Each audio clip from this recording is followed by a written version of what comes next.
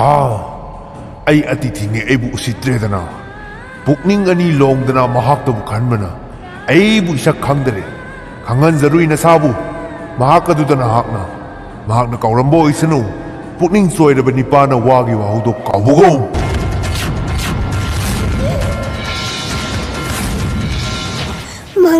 ꯃꯥꯡꯂꯦ ꯑꯩꯅ ꯅꯤꯡꯉꯝꯕꯗꯨꯃꯛ ꯊꯣꯛꯂꯦ ꯃꯦꯟ ꯇꯥꯗ꯭ꯔꯕꯤ ꯏꯇꯥꯁꯤꯅ ꯄꯨꯖꯥ ꯄꯥꯇ꯭ꯔ ꯑꯣꯏꯕ ꯃꯤꯁꯛ ꯑꯃꯒꯤ ꯃꯐꯝꯗ ꯂꯥꯟꯖꯔꯨꯔꯦ ꯚꯒꯋꯥꯟ ꯇꯞꯀꯤ ꯃꯒꯨꯟ ꯈꯪꯖꯗ꯭ꯔꯕꯤ ꯄꯪꯂꯕꯤ ꯅꯨꯄꯤ ꯃꯆꯥꯒꯤ ꯑꯍꯥꯟꯕ ꯃꯔꯥꯅꯤ ꯈꯟꯕꯤꯗꯨꯅ ꯑꯃꯨꯛꯇꯗꯤ ꯉꯥꯛꯄꯤꯌꯨ ꯌꯥꯔꯦ ꯑꯩꯅ ꯍꯥꯏꯈ꯭ꯔꯕ ꯋꯥ ꯂꯦꯝꯅꯃꯛ ꯃꯥꯡꯕ ꯌꯥꯔꯔꯣꯏ ꯑꯗꯨꯃꯛꯄꯨ ꯂꯩꯇꯦꯡꯒꯤ ꯃꯁꯛ ꯑꯣꯏꯕ ꯃꯁꯛ ꯅꯥꯏꯕ ꯄꯣꯠꯁꯛ ꯑꯃ ꯎꯍꯜꯂꯕꯗꯤ ꯑꯩꯒꯤ ꯁꯥꯞ ꯀꯣꯛꯁꯅꯨ ꯏꯇꯥ ꯃꯨꯅꯤꯗꯨꯅꯗꯤ ꯃꯁꯛ ꯅꯥꯏꯔꯕ ꯄꯣꯠꯁꯛ ꯑꯃ ꯎꯍꯜꯂꯕꯗꯤ ꯃꯥꯒꯤ ꯑꯀꯥꯎꯕꯗ ꯁꯣꯏꯗꯅ ꯀꯣꯛꯀꯅꯤꯅ ꯍꯥꯏꯔꯝꯃꯤ ꯑꯗꯣ ꯅꯪꯒꯤ ꯅꯅꯥꯛꯇꯗꯤ ꯃꯥꯒꯤ ꯁꯅꯥꯒꯤ ꯈꯨꯗꯣꯞꯇꯣ ꯂꯩꯔꯤꯕ ꯅꯠꯇ꯭ꯔꯣ ꯑꯗꯨ ꯎꯍꯜꯂꯕꯗꯤ ꯁꯣꯏꯗꯅ ꯅꯪꯕꯨ ꯅꯤꯡꯁꯤꯡꯂꯛꯀꯅꯤ ꯋꯥꯔꯨꯔꯒꯅꯨ ꯏꯇꯥ ꯍꯣꯏ ꯏꯇꯥ ꯑꯩꯅ ꯁꯣꯏꯔꯨꯕꯗꯒꯤ ꯑꯁꯤꯒꯨꯝꯕꯁꯦ ꯊꯣꯛꯄꯅꯤ ꯑꯗꯨꯏꯁꯨ ꯑꯩꯒꯤ ꯅꯥꯛꯇꯗꯤ ꯏꯅꯤꯡꯊꯧꯅ ꯄꯤꯔꯝꯕ ꯈꯨꯗꯣꯞ ꯂꯩꯕꯅꯤꯅ ꯀꯩꯁꯨ ꯋꯥꯅꯤꯡꯉꯥꯏꯗꯤ ꯂꯩꯇ꯭ꯔꯦꯗ ꯊꯥ ꯃꯔꯤꯃꯨꯛ ꯃꯃꯥꯡꯗ ꯅꯤꯡꯊꯧ ꯗꯨꯁꯃꯟꯇ ꯀꯟꯕ ꯃꯨꯅꯤꯒꯤ ꯑꯥꯁ꯭ꯔꯝꯗ ꯀꯣꯏꯔꯛꯂꯝꯃꯤ ꯃꯍꯥꯛꯅ ꯂꯥꯛꯄ ꯃꯇꯝꯗ ꯑꯥꯁ꯭ꯔꯝꯒꯤ ꯆꯪꯐꯝꯗꯨꯗ ꯃꯁꯛ ꯃꯇꯧ ꯆꯪꯈꯣꯜꯂꯕꯤ ꯅꯨꯖꯥ ꯑꯃꯒ ꯊꯦꯡꯅꯈꯤ ꯃꯍꯥꯛꯄꯨ ꯎꯕꯃꯛꯇꯗ ꯅꯤꯡꯊꯧꯒꯤ ꯊꯃꯣꯏ ꯃꯊꯨꯝ ꯃꯔꯥꯡ ꯍꯧꯈꯤ ꯅꯨꯖꯥꯗꯨꯒꯤ ꯃꯤꯡꯅ ꯁꯀꯨꯟꯇꯂꯥ ꯀꯧꯔꯝꯃꯤ ꯁꯀꯨꯟꯇꯂꯥ ꯀꯟꯕ ꯃꯨꯅꯤꯒꯤ ꯑꯃꯠꯇ ꯄꯣꯛꯆꯕꯤ ꯃꯃꯣꯝꯅꯤ ꯀꯟꯕ ꯃꯨꯅꯤꯗꯤ ꯇꯄꯣꯕꯟꯗ ꯈꯔꯅꯤꯒꯤ ꯕꯅꯕꯥꯁ ꯆꯠꯈꯤꯕꯅ ꯑꯥꯁ꯭ꯔꯝꯗ ꯂꯩꯔꯝꯗꯦ ꯃꯔꯝ ꯑꯗꯨꯅ ꯃꯃꯥꯟꯅꯕꯤ ꯑꯅꯤꯒ ꯇꯧꯔꯒ ꯅꯤꯡꯊꯧꯕꯨ ꯊꯛꯁꯤ ꯈꯥꯁꯤ ꯕꯦꯕꯥꯔ ꯇꯧꯗꯨꯅ ꯁꯦꯕꯥ ꯇꯧꯕꯤꯈꯤ ꯁꯀꯨꯟꯇꯂꯥꯁꯨ ꯏꯅꯤꯡꯊꯧꯕꯨ ꯎꯕꯃꯛꯇꯗ ꯅꯨꯡꯁꯤꯌꯦ ꯅꯤꯡꯍꯨꯟꯈꯤ ꯕꯤꯗꯨꯁꯛ ꯉꯁꯤꯗꯤ ꯑꯩ ꯊꯃꯣꯏꯁꯦ ꯄꯨꯛꯅꯤꯡ ꯃꯀꯥ ꯂꯥꯝꯃꯤꯅꯦ ꯀꯔꯤ ꯀꯃꯥꯏꯅ ꯂꯥꯝꯃꯤꯅꯣ ꯃꯀꯥꯗꯣ ꯀꯔꯤ ꯀꯃꯥꯏꯅ ꯂꯥꯝꯃꯤꯅꯣ ꯅꯍꯥꯟꯒꯤ ꯑꯩꯅ ꯑꯥꯁ꯭ꯔꯝꯗ ꯎꯔꯛꯄ ꯅꯨꯄꯤ ꯃꯆꯥꯗꯣ ꯃꯍꯥꯛ ꯎꯔꯨꯕꯗꯒꯤ ꯊꯃꯣꯏꯁꯦ ꯈꯪꯗꯦ ꯀꯩꯅꯣꯝꯃ ꯏꯇꯧ ꯇꯧꯏ ꯏꯅꯤꯡꯊꯧ ꯄꯥꯝꯃꯕꯣ ꯅꯨꯄꯤ ꯃꯆꯥꯗꯣ ꯀꯔꯤꯅꯣ ꯍꯥꯏꯔꯤꯁꯤꯕꯨ ꯏꯅꯤꯡꯊꯧ ꯀꯔꯤꯅꯣ ꯍꯥꯏꯔꯤꯁꯤꯕꯨ ꯑꯣ ꯃꯥꯏ ꯒꯣꯠ ꯍꯥꯍꯥ ꯆꯨꯝꯃꯤ ꯑꯩ ꯄꯥꯝꯕ ꯃꯥꯜꯂꯦ ꯃꯉꯣꯟꯗ ꯑꯩ ꯅꯨꯡꯁꯤꯕ ꯐꯥꯎꯔ ꯃꯥꯜꯂꯦ ꯏꯅꯤꯡꯊꯧ ꯐꯥꯊꯕꯤꯌꯨ ꯄꯨꯛꯅꯤꯡꯗꯣ ꯐꯥꯊꯕꯤꯌꯨ ꯏꯅꯤꯡꯊꯧ ꯑꯩꯒꯤ ꯁꯥꯒꯩꯅꯅꯦ ꯃꯨꯅꯤ ꯑꯃꯒꯤ ꯃꯆꯥꯅꯨꯄꯤꯕꯨ ꯀꯔꯝ ꯍꯥꯏꯅ ꯂꯧꯕ ꯌꯥꯒꯗꯧꯔꯤꯕꯅꯣꯅꯦ ꯕꯤꯗꯨꯁꯛ ꯑꯩꯅꯅꯦ ꯂꯧꯕ ꯌꯥꯒꯅꯤ ꯌꯥꯔꯣꯏ ꯍꯥꯏꯕꯗꯣ ꯃꯨꯟꯅ ꯈꯪꯗꯣꯛꯂꯒ ꯀꯣꯟꯅ ꯅꯨꯡꯁꯤꯔꯛꯄꯅꯤ ꯀꯣꯟꯅ ꯄꯥꯝꯂꯛꯄꯅꯤ ꯑꯩ ꯌꯥꯔꯣꯏ ꯈꯪꯂꯝꯕ ꯇꯥꯔꯒꯗꯤ ꯃꯉꯣꯟꯗ ꯅꯨꯡꯁꯤꯕꯁꯨ ꯊꯝꯃꯣꯏ ꯑꯩꯁꯦ ꯇꯔꯥꯏꯕ ꯅꯤꯡꯊꯧꯅꯦꯅ ꯈꯜꯂꯝꯒꯅꯤ ꯅꯪꯅꯗꯤ ꯑꯗꯨꯕꯨ ꯑꯩ ꯁꯥꯒꯩꯒꯤ ꯑꯃꯗꯤ ꯑꯩꯈꯣꯏꯒꯤ ꯅꯤꯡꯊꯧꯒꯤ ꯁꯚꯥꯁꯤꯒꯤ ꯃꯥꯏ ꯆꯣꯞꯄ ꯊꯕꯛ ꯑꯃꯠꯇ ꯇꯧꯔꯨꯏ ꯀꯃꯥꯏꯅ ꯃꯥꯁꯦ ꯀꯅꯥꯅꯣ ꯑꯗꯨꯗꯤ ꯃꯨꯅꯤꯒꯤ ꯃꯆꯥꯅꯨꯄꯤ ꯅꯠꯇ꯭ꯔꯕꯣ ꯕꯤꯗꯨꯁꯛ ꯁꯀꯨꯟꯇꯂꯥꯁꯦ ꯀꯟꯕ ꯃꯨꯅꯤꯅ ꯑꯥꯁ꯭ꯔꯝꯗ ꯌꯣꯛꯆꯈꯤꯕꯤ ꯃꯆꯥꯅꯨꯄꯤꯅꯤꯅꯦ ꯃꯥꯒꯤ ꯑꯁꯦꯡꯕ ꯃꯃꯥ ꯃꯄꯥꯗꯤ ꯑꯞꯁꯔꯥ ꯃꯦꯅꯀꯥ ꯑꯃꯗꯤ ꯕꯤꯁꯥꯃꯤꯇ꯭ꯔꯅꯤꯅꯦ ꯑꯗꯨꯅ ꯃꯥꯒꯤ ꯍꯛꯆꯥꯡꯗ ꯃꯨꯅꯤ ꯑꯃꯒꯤ ꯏ ꯅꯠꯇꯦ ꯆꯦꯜꯂꯤꯕꯁꯦ ꯑꯁꯤꯅ ꯃꯔꯝ ꯑꯣꯏꯔꯒ ꯑꯩꯅ ꯃꯥꯕꯨ ꯄꯥꯝꯂꯤꯕꯅꯤꯅꯦ ꯑꯩꯅ ꯂꯧꯕ ꯌꯥꯏꯌꯦ ꯅꯤꯡꯊꯧꯒꯤ ꯃꯆꯥꯅ ꯁꯣꯏꯗꯅ ꯂꯧꯕ ꯌꯥꯏꯌꯦ ꯅꯤꯡꯊꯧ ꯃꯃꯤꯠ ꯉꯥꯎꯕ ꯅꯪꯁꯦ ꯌꯥꯕꯨ ꯌꯥꯔꯗꯤ ꯄꯪꯄꯥꯝꯗ ꯄꯥꯝꯃꯤ ꯑꯃꯣꯝꯕꯕꯨ ꯑꯣꯏꯔꯗꯤ ꯄꯥꯝꯃꯤ ꯍꯥꯏꯗꯨꯅꯤ ꯄꯦꯟꯕꯖꯥꯠꯅꯤ ꯍꯣꯏ ꯅꯪ ꯊꯣꯛꯄ ꯇꯧꯔꯣ ꯑꯩ ꯒ꯭ꯌꯥꯟ ꯑꯃ ꯇꯥꯗ꯭ꯔꯦ ꯑꯗꯨꯕꯨ ꯑꯩꯒꯤ ꯃꯤꯡꯗꯗꯤ ꯆꯦꯟꯊꯍꯟꯒꯅꯨꯀꯣ ꯑꯩꯅ ꯊꯧꯖꯜꯂꯤꯅꯤꯒ ꯍꯥꯏꯔꯛꯒꯅꯨꯀꯣ ꯅꯪꯅ ꯇꯧꯔꯤꯅꯦ ꯍꯥꯏꯗꯣꯏꯅꯦ 이마우 don't ꯁꯀꯨꯟꯇꯂꯥ ꯃꯕꯥꯅꯤ ꯑꯥꯁ꯭ꯔꯝꯗ ꯂꯣꯟꯅ ꯎꯅꯕ ꯍꯧꯅꯔꯛꯈꯤ ꯅꯤꯡꯊꯧꯒꯤ ꯃꯅꯥꯏ ꯃꯁꯦꯟꯅ ꯎꯃꯪꯒꯤ ꯑꯀꯣꯏꯕꯗ ꯁꯪꯍꯜꯂꯒ ꯑꯥꯁ꯭ꯔꯝꯒꯤ ꯃꯨꯅꯤ ꯑꯃꯗꯤ ꯁꯤꯁ꯭ꯌ ꯀꯅꯥ ꯂꯥꯛꯄ ꯌꯦꯡꯁꯤꯜꯂꯝꯃꯤ ꯑꯗꯨꯒ ꯃꯥꯒꯤ ꯑꯅꯤꯡꯕ ꯑꯄꯥꯝꯕ ꯌꯥꯋꯥ ꯀꯌꯥ ꯐꯣꯡꯗꯣꯛꯅꯈꯤ विद्यांग देही याम फजरमे आश्रम से अने खरनीते चलुबसिदा फजरमे ꯄꯥꯕꯨꯡ ꯍꯜꯂꯛꯑꯦꯗꯅ इचा नपाना लेद्रिङै मतमदा आश्रमदा करी थोकपगे नुंगाई याइफने टेक्ता कायदना लैको नोय करी तौबा नपादा तमो वारी होइना नपादा तमो ꯄꯥꯕꯨꯡ ꯂꯩꯇꯕ ꯃꯇꯝꯗ ꯄꯥꯕꯨꯡꯕꯨ ꯃꯌꯥꯝꯅ ꯁꯣꯟꯅꯔꯤꯅꯦ ꯄꯥꯕꯨꯡ ꯍꯧꯖꯤꯛꯇꯤ ꯂꯥꯛꯑꯕꯅꯤꯅ ꯌꯥꯝ ꯅꯨꯡꯉꯥꯏꯔꯦ नचिन थीरिरा आइगा कनाम निसिंगबिरंगदब मानदे नंगना बाउदा निसिंगदब मानदे आइना पाउ ताबदि नंगसे nupa ama kuina ina taina ina leitringai da karino Oh, pabung kamaina khangbirino si wari singse. khangde ai bro nangna di khalli nangna tori to kari muro ena aina sonda bonda tumma yadra ashram da torum to lila doi khanga bani nupa to kari kai ai pele Pabung, sorry. Kim taude da pabung, kim taude. aigi sisya mana nang se gandarba vivaha tawre na hara koi wani adugani ai chelai se ai hayeng mak thindo nate hayeng ga nate ngasi mang chalu sida nang na puroi ba yaudana kamana leidorino akhoi sigi niyam dine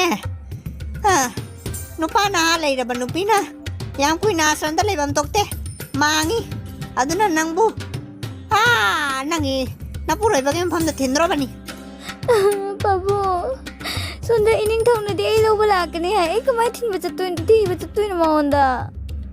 adu yaroi ne mana sutti thira akti kamai thobana siga sum leita re migi matu macha oi krabi nang na sida kamai na ai gi cheng chak chana le ga dorino ai thak pa ngamoi Pabung, yamna di luri wari se. Pare Pabung ai chalage.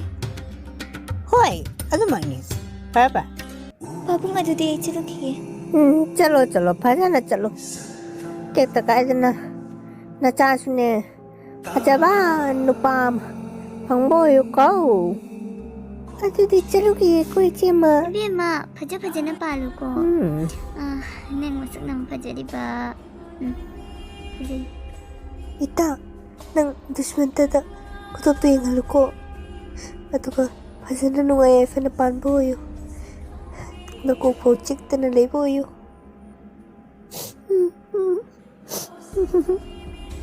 Sidagidi Sakuntalabu Nintaugi Konungda Kanba Munigi Sisi Anina Tinbiraki. ining thau mapanda kana no la audi ni ining thau ga amutang di unajagi haiduna kanna hairi ining thau pusalaksiro Oh, pusalo kana no yenge. Ai bema hayo kadi hainingba lege.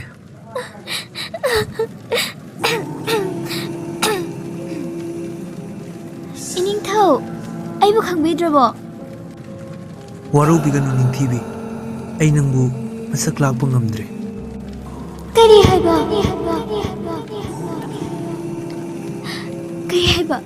Ining thau na ai bu kaubikre.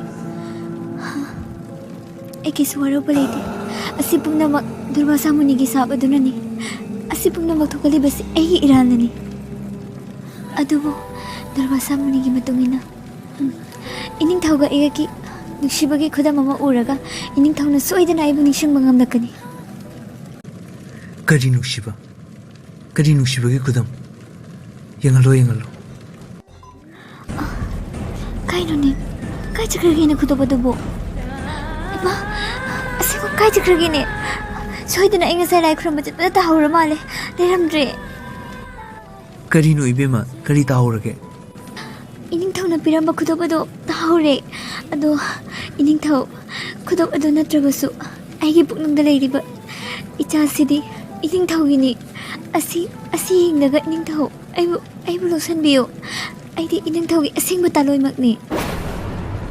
Karino nang nangang libutubo ai se kanano nang khangdrabo re usitribro ha leisabi amu oiraga uhukta lamchat chatlaga ningthawai gi bangsabu mingchat thiange khallibi nangi thonabu thagatle tola taraba na khoina pambai liraktrabada ningthawna loina hotna jagani haibadi kaisu kairuine adubu ningthawgi mai chopanba thabaktudi anirak suna aigi mangda puthораkragano amadi nangnasu balladana ba haige handak tingak pirage ko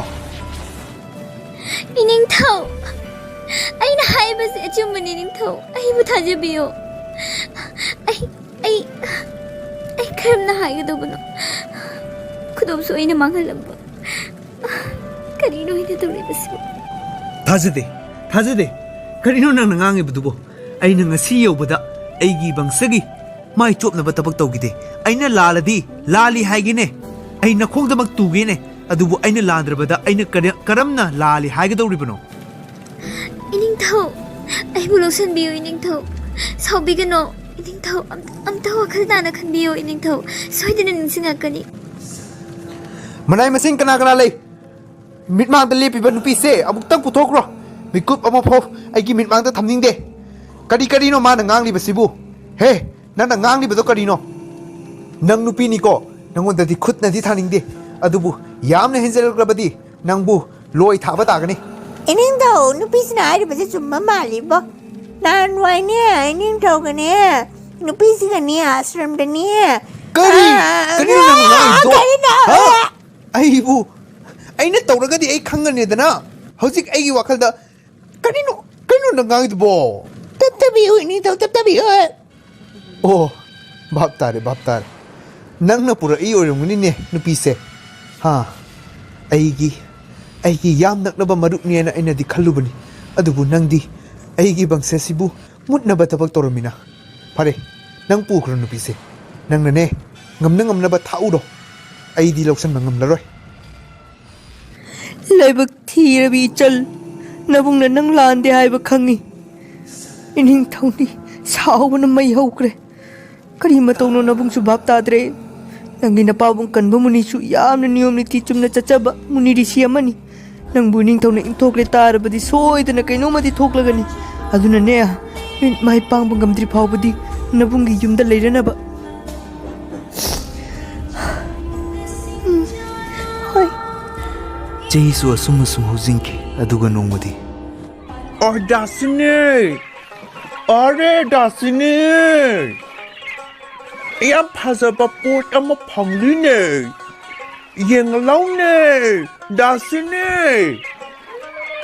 ओय दासिनी की बादास ओत्तो दाकू किनो आमाके आई मनुंग चाक थोंगलमनिने कोरिगे अदु कौरिबा अमर सुंदरी अमर रसगुल्ला आइनने आइना nga phariba hojikta nga phabadudane potama phangle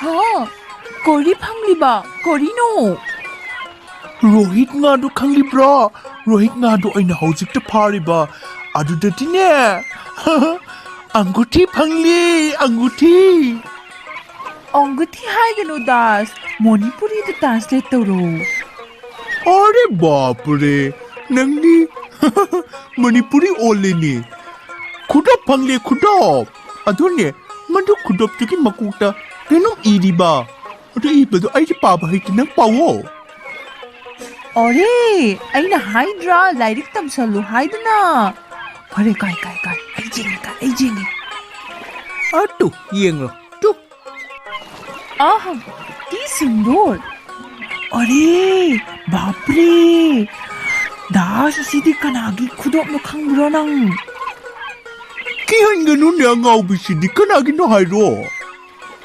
असिदी अखोगी महाराजा दुष्यंतगी खुदोप नीने अदुदी यामना तांगलमनिये अदुदी अखोई सि जोंथो असि हट पागोल अपंग बनी नंग यामना पंगनु दास अखोइना सिसे जोंथोक्लबदिने यामना मांगजब ओइगनी अखोइगी अखोइने महाराष्ट्र अफबा सादुना येंगहलगनी पैसा मयाम लौबा यागनी हाइबदी मांगोने पिठोक्लसि सिरो अरे बाप रे सत्ती रे तुमी एकदम बुक्का मानुष होइने महाराष्ट्र जेंगहलबदिने मागनने अखोइदा अफबनी हाइदुनाने मयाम पिरकने पैसाना अखोइ नुंगाइगनी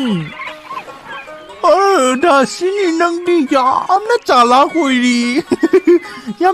ओइरी नंग चुमी अखोइनने पोचे सॉरी माकी खुदोप से फंगले ना अखोइना महाराज अखोइ नंगी खुदोप फंगलिए नंग अखोइबु सना पियो हाइदुनिको अदु नत्ते हे मागना मसाना खंगना पिरक्तोरिमिने नत्रबदिने अखोइ बानीना प्लेन तौबा मालनी हाइबा यामना सिंगली नंग याम सिंगली खुरमचरी महाराज हायुदास कड़ी लेगे महाराज ना आइबु इमुंगना चंगलकपगिदमक्ता यामना हराउजरेने अदो महाराज आइना ngasi lakcharibasigi maramdi महाराज की यामना मल नाइरबा पोट अमा फंगलीने ꯀꯔꯤ ꯄꯣꯠꯅꯣꯅꯦ? ꯃꯍꯥꯔꯥꯖꯀꯤ ꯈꯨꯗꯣꯞ ꯑꯃ ꯐꯪꯂꯤꯕ ꯁꯅꯥꯒꯤ ꯈꯨꯗꯣꯞꯅꯤ ꯃꯍꯥꯔꯥꯖ. ꯑꯩ ꯑꯃꯨꯛꯇꯪ ꯄꯤꯁꯤꯟꯖꯒꯦ ꯃꯍꯥꯔꯥꯖꯇ. ꯀꯗꯥꯏ? ꯁꯤꯗꯤ.